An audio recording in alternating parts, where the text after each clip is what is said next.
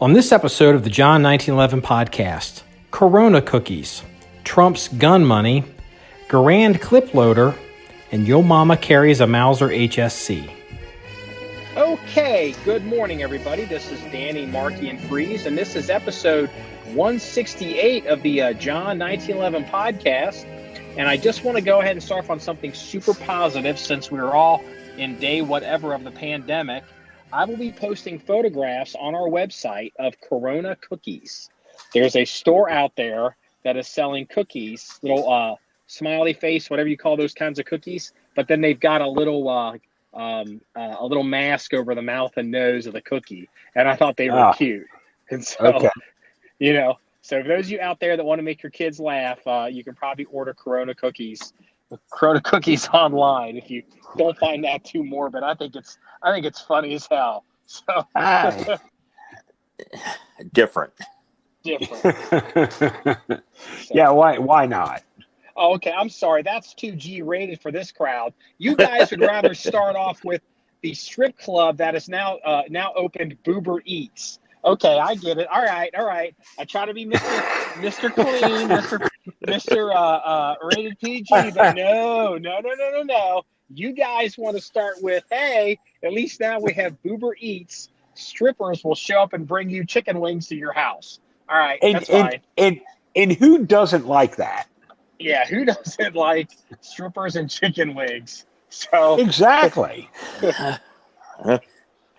Yeah. So I don't much care for strippers or chicken wings. So I guess, dude, I love chicken wings. Yeah, so I spent too many years in the nightclub business, so I'm just kind of over all that. So, all right, I guess we'll get down to anything serious. Danny, is the world falling apart, or are we going to make it? What's going on? Well, yeah, the latest, I don't know if you've been following, is that supposedly Trump had told Pence that with them releasing all this federal aid, not the stimulus, but all this federal aid to all these states, that it would be nice if some of these governors would be somewhat appreciative. Well, the mainstream media is taking that and running with it. That, they're telling them they're not going to get their supplies or not this or not that. And remember, that remark was just made in passing. But, if it's not bad news and anti-agenda, they're not going to publish anything worthwhile. Yeah. Well, look, when you're the president of the United States, or you're the captain of the ship, or commander of the team, or I don't know, head chief dishwasher in the dishwashing company, your job is to kind of lead by example and inspire and point the way. And I can't help but feel that we've all seen this. The media is always rooting to hurt Trump with every story. Like they're rooting for the system to collapse so they can blame Trump. They're rooting for the medical system not to work so they can blame Trump. They're rooting for, and they always like to rewrite history. Like there was a story that came out of the news. I guess the mayor of New Orleans, speaking of bullshit politicians, I guess this person's been criticized for Mardi Gras. I don't even know when Mardi Gras is supposed to happen. But I guess that it's already happened. And, she's like, I think it was a woman. She's like, well, they're criticizing her for not canceling Mardi Gras. And let's say this was back in January. And she's like, well, it's Donald Trump's fault because he didn't tell us how bad it was. And it's like, okay, so in January, which was like a million years ago, let's say Trump came out and all of a sudden said, close all this shit down. Again, nobody was really certain what was going to happen or where we were at. I mean, most people weren't even that concerned about this. The same media that's trying to pin Mardi Gras on Trump would have said that Donald Trump is trying to distract Washington from the impeachment hangover.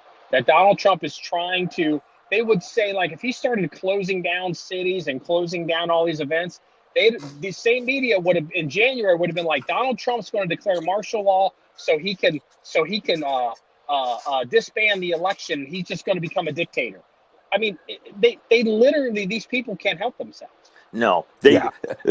if he was a fart wrong, they would critique it in some way.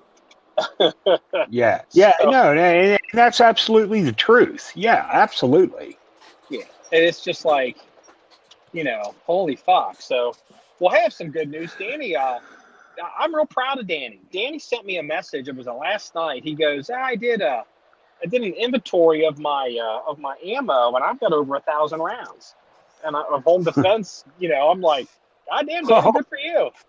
big boy. Yeah. Yeah, but you've had to find fault with my speed loaders. Hey, look, I've got HKS speed loaders. Hey, look, I am certainly not the world's biggest revolver guy, and this is going to be a good segue into the big story in the gun world, since apparently half the world can't go to the gun range. There's a big fight on the internet between two self-defense gun revolver dudes, and I don't know who wants to go first with this. Well, We talked earlier, so let Danny go first. okay. Here's me, average, not gun collector, but just has my fair amount of weapons and enjoy them. You do have to say the two people's names though, so the people know what we're talking about. To be honest, do you know their name? No, It's actually forgot. Caleb Giddings and Paul Harrell, and I know Paul Harrell tangentially, and Caleb Giddings, I'm very, very, very familiar with. So okay, well, my take, let's just say, as more of a layman than you two in the gun world, is that why are they, number one, battling each other? Number two, the average person like myself really is not into speed competition type shooting, of what they were portraying in the video. And then number three, most of all, as long as it's working for me, why would they want to degrade the way that we do things with our loaders? I don't get it. There's something underlying there, is my point. No, and I agree with you, Danny. I really do. As I was talking to Marky this morning, earlier about this, I watched the videos, and I watched the rebuttal video, and I watched the rebuttal video, and it was painful. But hold on, tell the listener that may not be aware of this. Basically, describe the first video that started this, and then describe the second video, and then describe the third video in like 5 words or less. Okay, the first video was like 20 minutes, maybe. Made by who? Caleb. Okay. Caleb what? Jennings? Caleb Giddings. Yeah. Okay. Now, here's the thing. First off, let me say, I agreed 100% with everything Caleb was saying in the video. However, you agree with everything Caleb was saying about Paul. What's the other guy's name? Paul Harrell. I agree what he was saying about Paul Harrell's video. However, from a guy who's been, what are we at, 160 something podcast? For a guy who's made, this is 168. Okay, so for a guy who's made 168 podcasts and a guy who's made a few videos, I just thought Caleb came across as a whiny little fucking twat. I agreed. No, here's the thing, though. I agreed with everything he was saying. But I didn't agree with the way he came across on the video. And look, I'm a gun guy. I'm a drinker. I don't have near the credentials that Caleb has. Look. When it comes to a shooter, he outguns me 100 to fucking 1. And I'm not even going to lie about that. What's even more interesting about this is probably ideologically and philosophically, you are probably more of a Paul Harrell camp. Well, yeah, but here, okay. Well, That's a good segue into the second part. Let's talk about Paul Harrell's rebuttal video. which was It was vicious. it was Oh my painful to God. watch because it was like an hour and 5 minutes long. And yeah, I took an hour and 5 minutes out of my very busy day to listen to the video, and it was painful. And yes, it However, was. Yes, it was. I watched it however, also. I actually agree with Paul Harrell. Honestly, after listening to his hour-long painful video, I have to agree with him. He came across as the bigger man. Now, did I disagree with everything he portrayed in the revolver video? Which, look, you're going to have to go back and watch the videos. I'm not going to go into Paul Harrell's revolver speed loader video. That's not important to this conversation. Look, do I agree with what he said about the revolver videos? No, I don't. However, who came off as the bigger man? Well, and I'll tell you, Paul Harrell did, and I'll tell you why. Not only you had to listen to an hour and 5 minute long, very hard to listen to video, And it but was, you know when what? But I have to admit, Paul Harrell, I have to admit, that video, I thought it was going to be tedious, and I was almost resentful that I had to watch it because I feel like we have to. But it went pretty well. Like wow, that was an hour. He kept me interested. yeah, but let me tell you something. Let me tell you why Paul Harrell's hour-long video wins. Caleb came back with another 5 minute rebuttal video to Paul Harrell's rebuttal video. And it was so bad on his part, it made him look like a small, whiny child. There's look, definitely a mean girl angle to Caleb's videos. Look, I don't dislike Caleb. I don't. I've watched his video. Look, I've watched Caleb's videos over the years. I don't follow his videos. I'm not a big, huge fan of his, but I've watched quite a few of his videos over the years.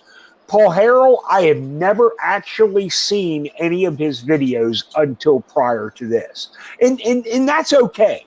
But what I'm saying is as much as I don't dislike Caleb, as far as his videos go and his content and his background and his accomplishments, I thought he came out looking like a whiny fucking child. And again, that's not degrading his accomplishments. I'm just saying, when he makes videos, dude, you have to pick and choose your battles. You don't lose the battle, or you don't lose the war to win the battle. Yes. You know? So, he just came out looking bad. Okay, so I'm going to go ahead and give my opinions on this. And so, here's the thing. This is kind of childish, mean girl stuff, and it's the internet, which tends to really exacerbate that kind of thing. And so Yes. people on the internet, especially people that are not experienced or immature or just enjoy this, they want to take one side or the other. And the reality is, it's not that simple, because I'm going to say something that a lot of people don't want to hear. Both Caleb Giddings and Paul Harrell are correct, and that's half the problem with this video. So let me go ahead a little bit into I guess each one of their resumes. So Paul Harrell is Paul Harrell's, maybe 60, in his 60s, late 50s at the earliest. He's at least our age. He's an older man like us. Yeah. And so he's 20 years in the military. He's not like a special forces, high speed, low drag guy. He lives in Oregon. I'm not going to use this. Paul Harrell used this word, so I'm going to use it. I don't mean it as a slam, because he used it. Paul Harrell is kind of a thud. Now, what I mean is, he's the kind of guy, he hunts, and he is a very accomplished shooter. Paul Harrell's actually shot and killed somebody. He's a very accomplished shooter. He's an accomplished competition shooter. But I would imagine, I haven't gone through Paul Harrell's competition record, but I would imagine most of Paul Harrell's competitions were either U.S. military qualifications, which is not that hard, or bullseye PPC kind of Olympic style accuracy shooting, which is all great. Now, again, Paul Harrell is walk the walk and talk the talk and all this. Caleb Giddings is maybe 40. Caleb Giddings has been in the action competition shooting sports for at least 20 years. He is probably one of the best revolver shooters in the country. Caleb Giddings, that's no joke. Caleb, and he's not an old guy either. He's put the time in. He's also an accomplished USPSA shooter, IDPA shooter, masterclass. He was on an episode of Top Shot many years ago.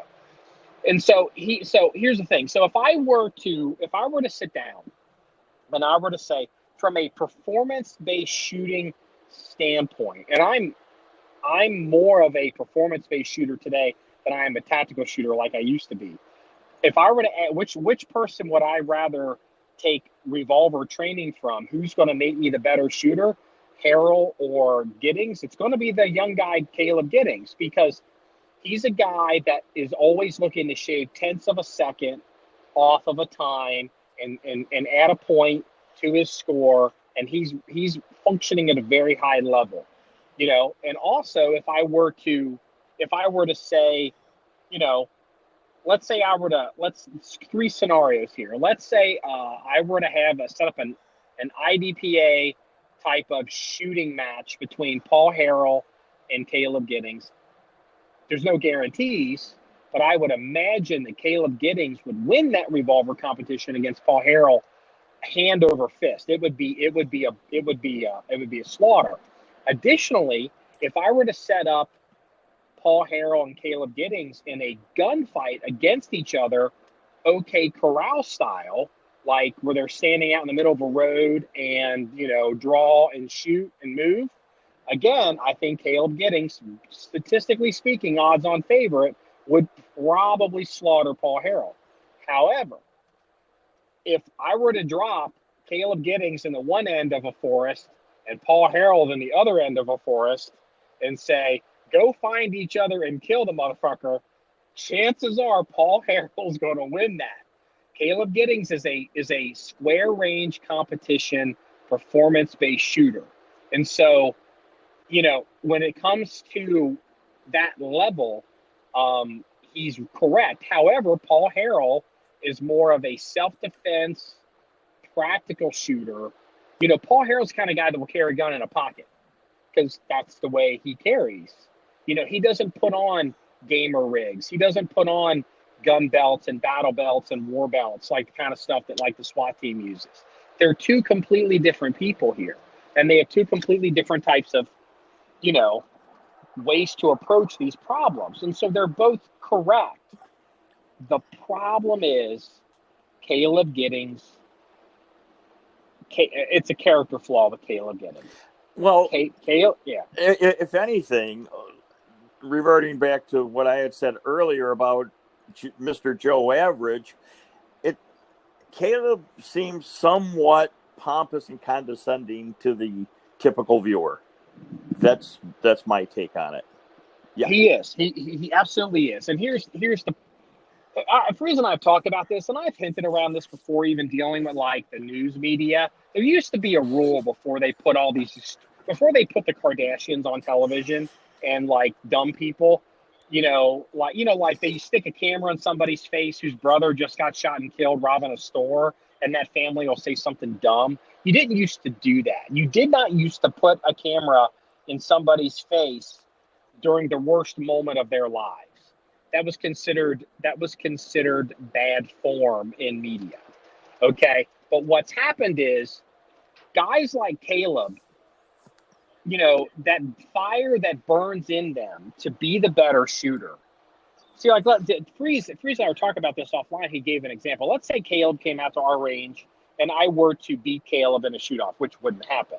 But let's say I did. Caleb would be mad and he would burn deep inside and he would go home, and every day he would work and work and work and work looking for payback, and he would come back and he would beat me. And that's the kind of attitude, that's the kind of mental, you know, work you have to put into being a high level shooter. However, if you make a video acting like a angry, sassy, mean girl because you've made the mistake of thinking just because you're angry or offended, or you have to like tear other people down to prove them wrong, all that's going to do is that's going to make people are going to think you go through life looking like that. And the reason I say this is I have this problem in my own personality, and I want to say it on audio because it's something I always have to battle with. There have been some videos I've made in the past when I was upset about something, and it's like I feel like I need to say this and this is important. And then I'll go back and look at it a few days later and maybe even a month later and be like, ooh, that's not good. Because I made this video a month ago, and somebody can, today I'm having a great day. 1% of the time in my life, I'm a raging lunatic asshole. We all have a bad day. We all get upset. But the thing is, that video is now like all the time out there, and people think that's how you are all the time. And see, Caleb made this video where he's sitting there being snarky and drinking and critiquing this man. And he thought it was a good idea because he thought it was interesting and he thought it would give him credibility. And while the points he was making were technically correct, the problem is he looks like a fucking idiot. He looks like a jerk. And, it's a problem that a lot of people that function at a high level of accomplishment have. Caleb is 40 years old. He's he's got his resume, he's got all these shooting credentials. But Caleb Giddings is not making a ton of money as a shooting instructor. Caleb Giddings is not making a ton of money as a YouTube internet personality. Caleb Giddings is not making a ton of money, while like SWAT teams and Delta Force and Special Forces and all these people want them to teach them about, how he runs a gun. And it's because he's got this little black cloud over him, and it turns people off. And he hasn't quite realized the difference between, being Caleb Giddings and being, say, Hickok 45. Hickok 45, like, and this is an example I made the freeze with that video that Caleb made. Imagine that video. Hickok 45 decides, I'm going to make a video, and I'm going to sit there drinking some Tennessee, whatever it is, bourbon whiskey. Freeze will tell me what, I don't even know the difference. And, he's making this video and he's doing cutaways and looking at somebody. Hickok 45 could be critical of another person because he comes across, it would be good natured. It wouldn't be attacking somebody with such vitriol. It would be fun. Like, it'd be like, hey, har, you're right. We can all kind of be on the same team here. Caleb doesn't realize that's how he's coming across. And it's really hurt him. And, there's other instructors that I've known in the industry that I've named them to freeze offline in private conversation. There's a few, he was like, oh yeah, I've heard of that guy. They have a reputation, I've noticed observing that they have this little black cloud over them, and they can get kind of shitty, and they don't realize that a lot of people really don't care about your shitty attitude. They don't really want to hear it. They want to take from you what they want to take from you. They don't want your problems. That's a good point. Mm-hmm. That's just kind of, and like, I saw the Harrell response. I was like, oh my God, I'm going to have to fucking watch this thing. I can't believe it. And I actually sent it to you guys, made you watch it. Then I was like, okay. And oh my God, I was really surprised at how well Harrell took down Giddings with his bad attitude. It's devastating.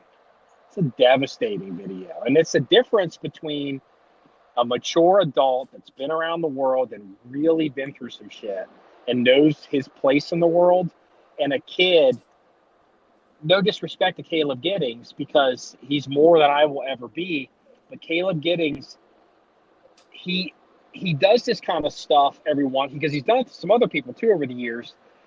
You have two ways of conducting a business. You can either build the biggest building in town and have the biggest building, or what you can do is your business model can be to tear all the other buildings down.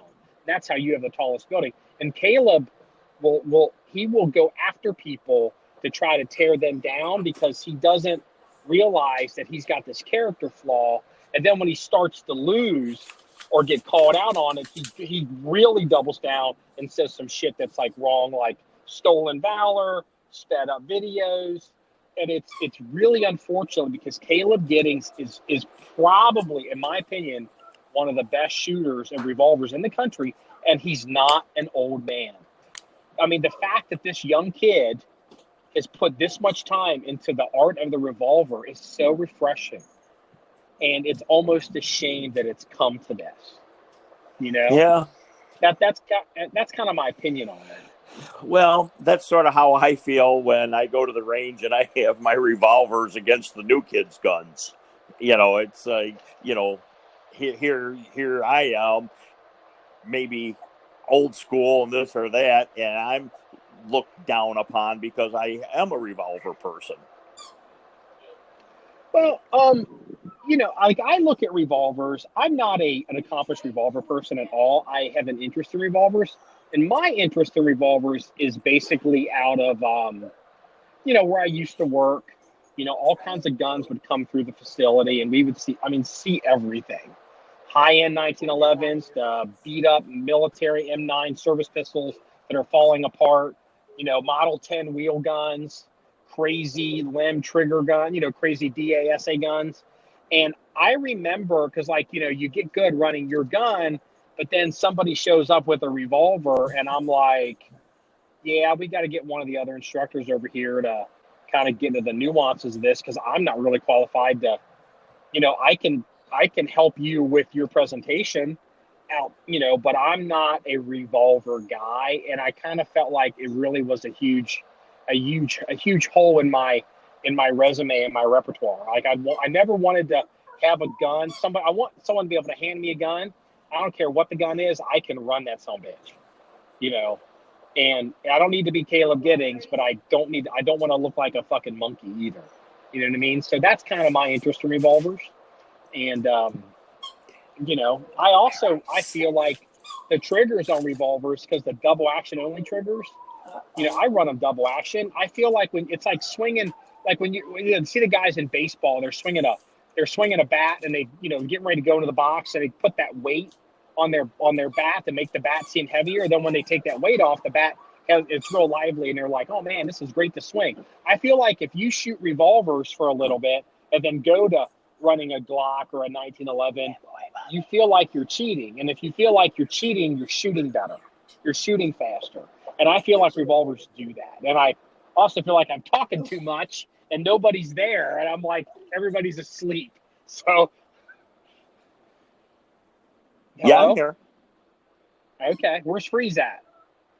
I think we lost Freeze. He must have muted us or something. So if he's talking, I can't hear him. No, I can't either. You're clear as a bell to me. I show him on there, but he's not there. So anyway, Freeze may have to hang up and call back. Isn't there an old adage, shoot what you're comfortable with?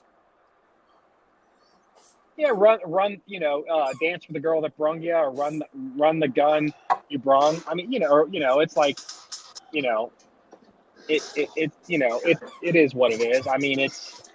You know, I just don't want to be in a situation where any gun that I have is you know, not, you know, like I just don't want to feel like I can't run anything. Right.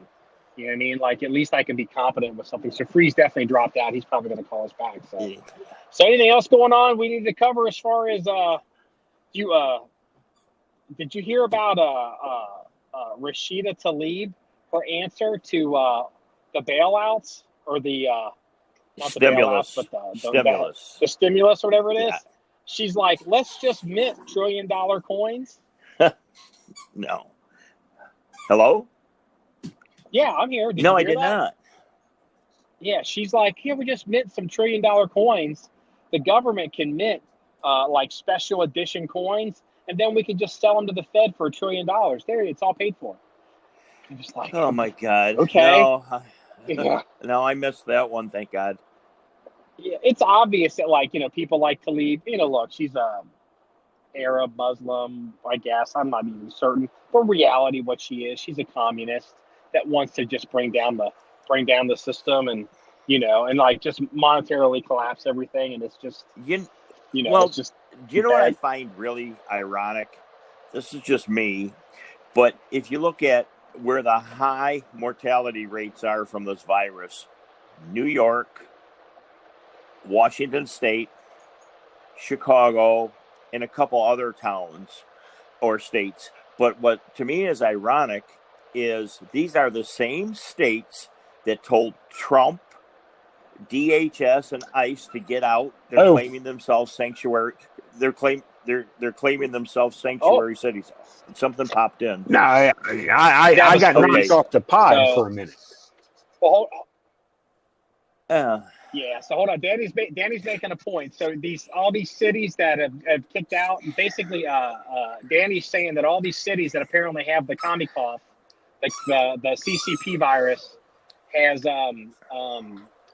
they're the ones that kicked out the feds for all the other right stuff. to claim their sanctuary city status, and these are all also now the same exact people that are begging the feds for money. So what I find ironic is, how could you say, get out ICE, get out DHS, we don't want no part of you. Now, all of a sudden, they want the federal money. I mean, they want it both ways. That's typical liberal bullshit, though. Yeah. Yeah, I mean, it's just like, like they want to blame, like, I'll tell you what who's really coming out bad in this, not that I care that much, but I guess the mayor of New York, de Blasio, he's oh man, it's just bad. It's just he's a piece of crap, isn't he? But look, okay, so I heard on the news, I think last night, maybe night before, that the United States has pulled forward in front of everyone else in the world as far as coronavirus cases in the U.S. We have more cases in the U.S. than anyone in the world. But, here's the thing. Every other country in the frickin' world has stopped testing for it. I mean, it's crazy. Do you really think that there's more cases in the U.S. than in China? No, there's not. China stopped testing for it fucking 2 weeks ago. Oh, it gets even better. The Chinese are selling test kits to to countries around the world, and 80% of the testing kits are now deemed to be defective or simply just don't work. And it's like, wow. I mean, just stay classy, China. Yeah, it's just like, God almighty. I mean, look, all the statistics that we're hearing on the mainstream media right now are fucking wrong. Look, are there more cases of the coronavirus in the United States than there's recording? Yes, there are. Because if you don't get tested, you are not one of the potential virus victims. But it's the same way, it's the same way in every other country. I mean, it's crazy. Well, here's the thing: I couldn't get tested. I was showing signs of being very sick, but the reality is I wasn't. Yeah, I know, but I wasn't sick enough to get. Like I didn't have respiratory issues, and my fever wasn't 115,000 or whatever it needs to be. Like, because I took a bunch of Tylenol, and so basically they were like, we only have so many tests in the city, and you're not critical. So 2 weeks ago, I had the flu. Like, okay, that's fine. I called my doctor. I gave him my symptoms over the phone. I had technically all the symptoms of the coronavirus, but whatever. I gave him my symptoms over the phone. He said, "Don't come into the office. Take this." He told me what to take, which was an over-the-counter medication. I took it, and you know what? I'm fine. Did I have the coronavirus? I don't fucking know. Neither does my doctor, because I wasn't tested. But I gave him my symptoms. He didn't want me to come into the office because everyone's freaking. They don't want you coming into the office unless you're serious, and I wasn't to the point where Yeah. I can't fucking breathe. I'm dying, you know, and it is what it is, you know. I mean, Well, hold on. Think about this one. So, like, there's so many percentages of people that, if you get the virus, so many percentage of them end up in the hospital. That's the problem. It's not that it happens so quickly. Like, let's say it's 12%, but it could be less. Well, apparently Italy has now announced that basically if you're over 60 years of age and you have the coronavirus and you're having breathing problems, you're not getting a respirator. well, but that's Really? socialized. That's Yep, socialized that's what they're medicine, saying. and the Italian medical system collapsed within a fucking week of this outbreak. I mean, and Yeah. But that's literal. I mean, to do a reach back for Sarah Palin, that's yeah, literally a death panel right there. Now, obviously, medically, you could say that's also called triage. You save a 15-year-old before you save someone at 60, or try to save someone at 60. But that's when there's a lot of people over the age of 60, well, and that's tough. I mean, look, the bottom line That's like, is if we all lived in Italy right now, Danny, you'd be dead. I would be on the borderline, and Marky, you'd be kind of okay. Well, you know, Maybe. Freeze, I'm trying to put a positive spin on this. I now have something that you two cannot attain. And you Social know what that Security. is? Hold on. Discounted Golden Corral. Close. It's not, you're on the right track. I get the early shopping hours. Hey, guess what? So do That's I. right. Well, see, but Yeah, You well, I cheat. am cheating. I don't get it because of my age. I get it because I'm cheating.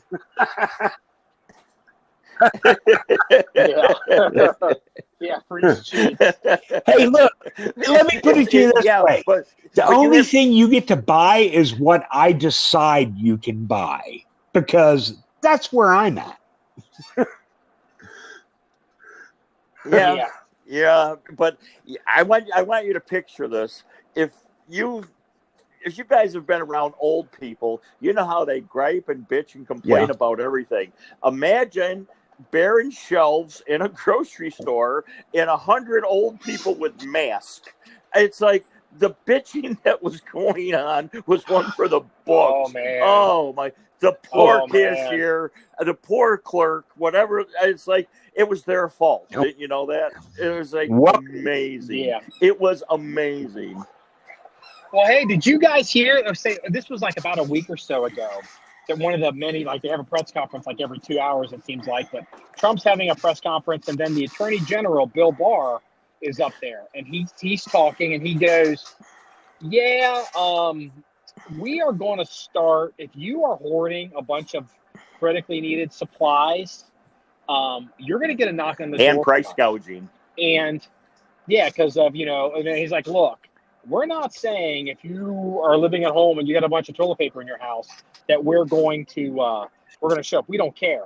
But if you're sitting on a warehouse full of stuff and we find out about it, you're going to get a knock on the door." And it wasn't 72 hours later, the SEIU comes out, SEIU, Service Employees International Union. They come out and they're like, yeah, we just found like 35 million N95 masks in storage, like more than the national stockpile by the government. And it's like, and then like, what the Wow. fuck? Like I'm real curious. Like, the SEIU provides, offer and compromise negotiators, not masks. Why does the SEIU have 30 or whatever it is? It's like, it's more than 5 million. Well- It's a lot. And why do they have these, and when did they buy them? Did they buy these in the past couple months? Well, speaking about government procuring of things, did you hear what happened in Chicago? I heard about the Customs and Border Patrol in Indiana came up with a bunch of masks out of some warehouse, but No. I know they're turning large facilities into hospitals. The largest exhibition center in Illinois is called McCormick Place. The United States Army Corps of Engineers and the DOD requisitions that, or if that's not the right word, and are changing that into a 3,000 bed coronavirus hospital ran by the United States Army, not civilian staff whatsoever. Sure, they did it in New York too. The Javits Center, which is it's like a big, I think it's a coliseum, or not? It's like I guess I don't know, not a coliseum. What you call that, like a arena or something? But they're doing it all over in all these hotspots where there's millions of people, and they're obviously Chicago, New York. I imagine they're doing it probably in LA.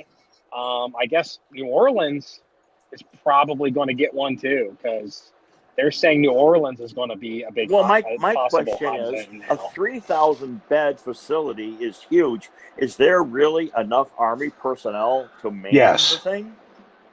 Yeah.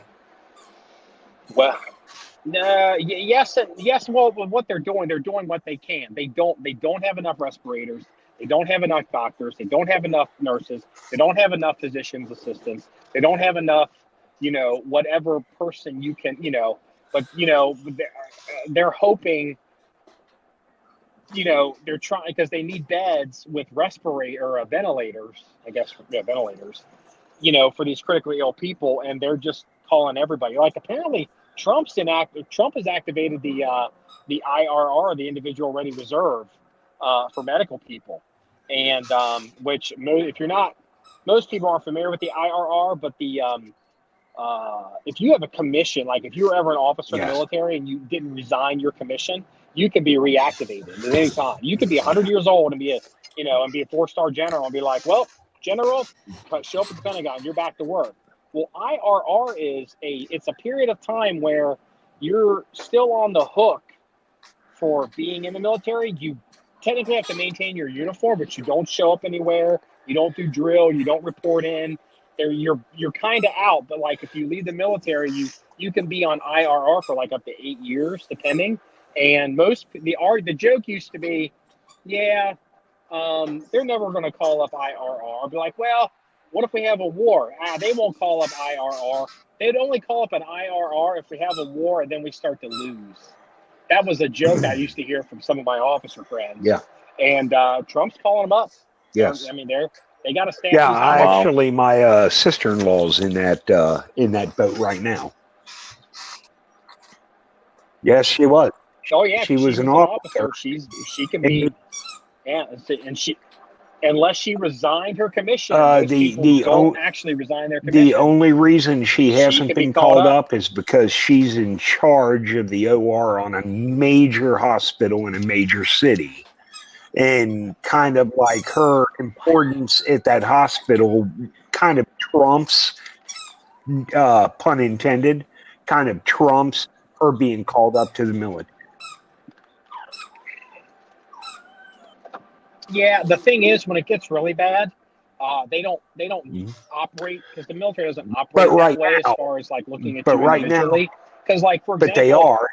But right now, for example, here's an example that like has come up here recently. So, a lot of states have been like activating their National Guard because we need people to provide security and to patrol the streets or do the things we need you to do, and mostly related to staffing manpower for security and facilities, operations. Well, a lot of National Guard people are cops already. Like, you know what I mean? You're just taking them off the PD and making the PDs work harder, and and laterally moving them to the Army, and it's not really like increasing manpower.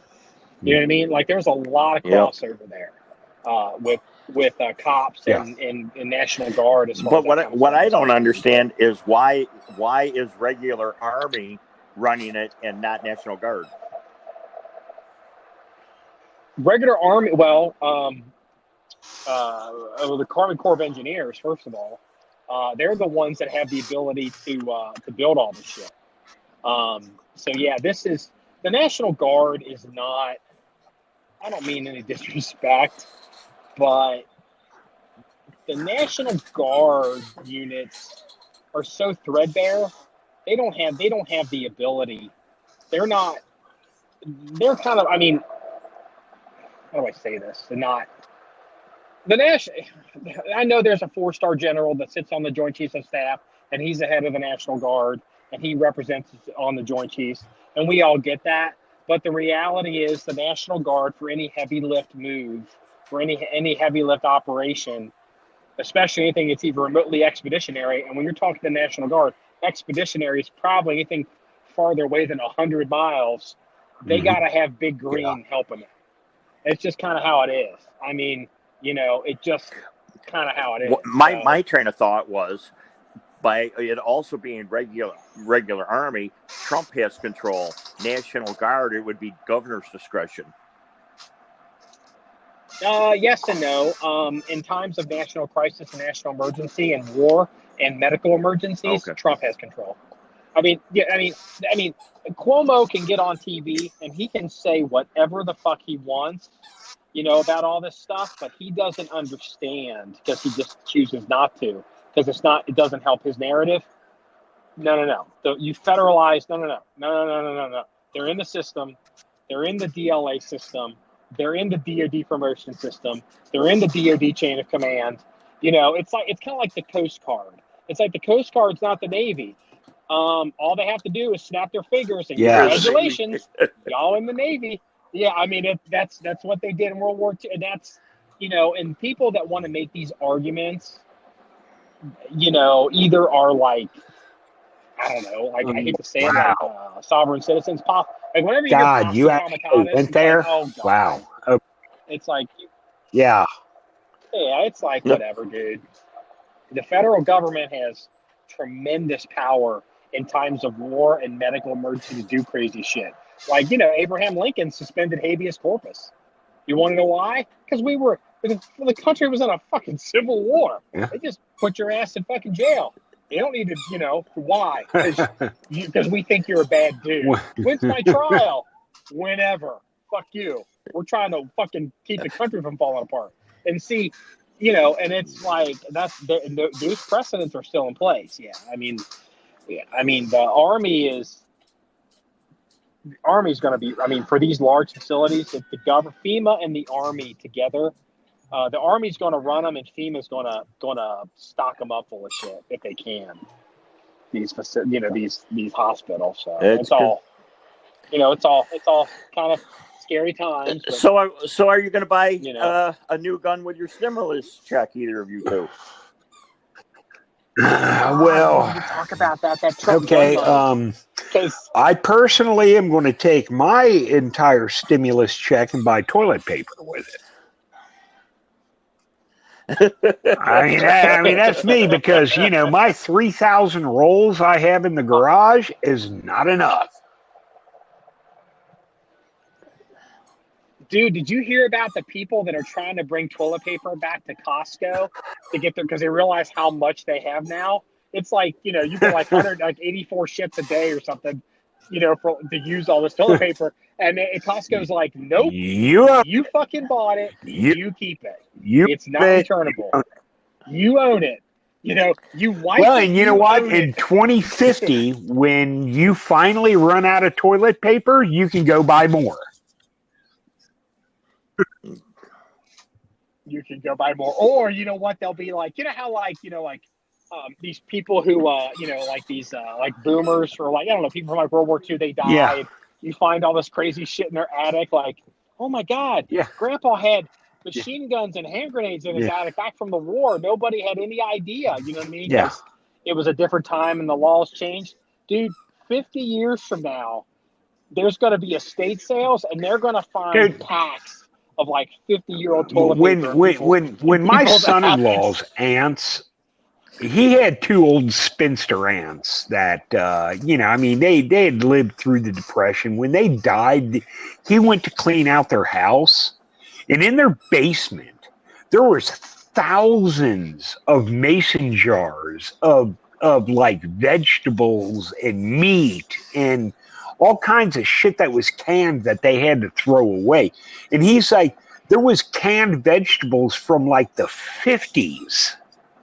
But the thing is, lived through the Wow. Oh my Depression, God. and it was like they hoarded and stockpiled this shit because they now none of this shit was any fucking good. Well, I mean, I don't know if you want to eat some canned vegetables from the 50s.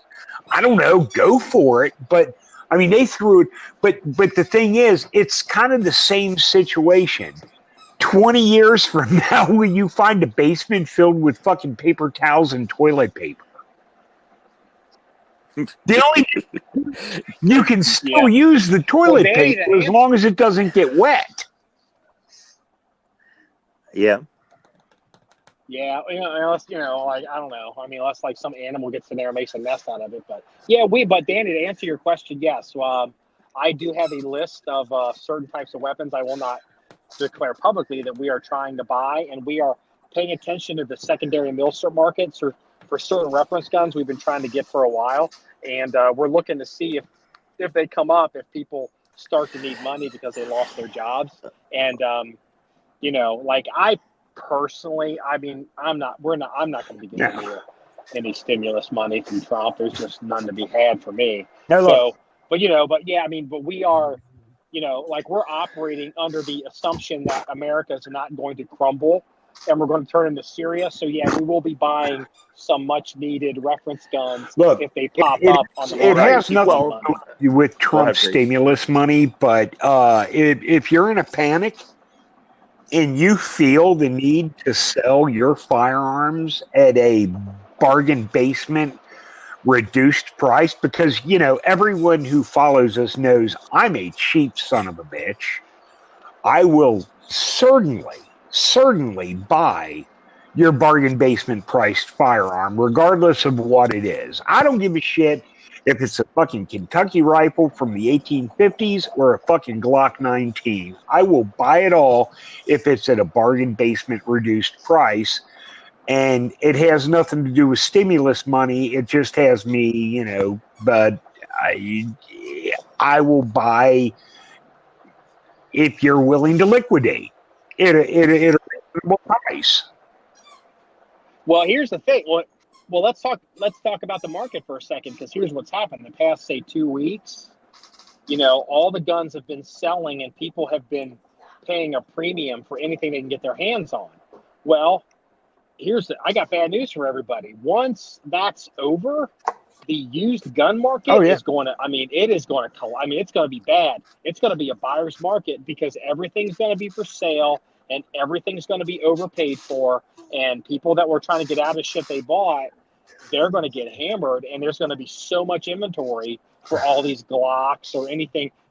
Somebody that bought a gun because it's the only gun they could get, but it's not the gun they want, they're going to try to sell that gun for what they paid for it, and they're not going to get it. Like I remember during the Obama run, I knew this woman. She contacted me. Well-to-do woman. Her husband was a banker, and she reached out and she goes, "My husband just bought, and it turned out to be a Scar 17 with all this stuff, and he got one, and he paid this again. This is 2008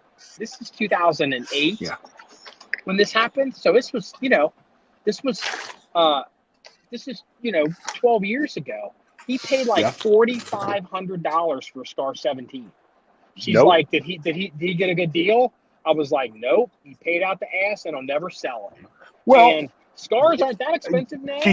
It's like this guy will. But do you remember the Y2K $1,500 AR-15s? Who's Bushmaster AR-15, $1,500, Y2K, boom, you got to have it, dude. You know what? I kind of forgot about that. I forgot about the white. Yeah. Well, look what's happened to the AR-15. Hold on. Look what's happened to the AR-15 market since then. There's so many AR-15s on the market used. There's so many manufacturers of AR-15s. Dude. I mean, Colt doesn't even make AR-15s. No, there's not. For people, because there's just no money in it. And that's the thing. It's destroyed. It's destroyed that business. And you got to think of it this way: the High Point owners are sitting back laughing at all this. Wow, you know what? That's a good point, Danny. Yeah, they are. Well, I'll tell you what, guys. Good point. Yeah, that's a good point. Yeah. Well, okay, so we've been going long, and I because it's going to cut us off. So I got to cover a couple things, and we'll go ahead and wrap this one up. So I normally end with a crime story, but I'm going to end on a kind of a positive note. But the first thing is, a guy showed up on our website last night, and we had done a story a couple years ago on a M1 Garand clip loader, where you load, like you put them in a giant stripper clip, and you put the Garand end block clip at the bottom, and you pull a hammer or a lever, and it loads the clips. And, people were trying to find these and do all this. A guy showed up on our website last night who was Googling for it.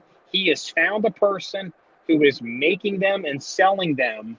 And it's an old man, and he advertises in the Grand Collectors Association magazine. They're $450 plus shipping, and I plan on buying one, even though I don't even have a Garand right now. So, and if you're out there and you want a Garand clip loader, this is the thing for you. The next thing is, there's a guy. You know how like you do like a thing, or you say like, yeah, your grandma wears combat boots, or like your mama's so ugly. Well, this is going to sound like one of those, but we had a guy roll in. I posted a photograph last night of a Mauser HSc pistol on the website. It's a World War II kind of collectible gun. Are you guys there? It's a World War II collectible gun, like, made during Nazi Germany, all this. And I made a comment, and I'm like, yeah, this is probably a gun that we would never buy for the reference collection because, well, realistically, we don't really see them on the street. It's not something that we ever get a request for. And, it's just not a gun that, it's a cool gun. The Milster guys like it. But hell, it's not even a 9mm, so it's not even fun for us to shoot. Guy rolls in named Josh. He goes, my mom's carry gun is a Mauser HSc. I saw that post, and I thought it was actually pretty amazing.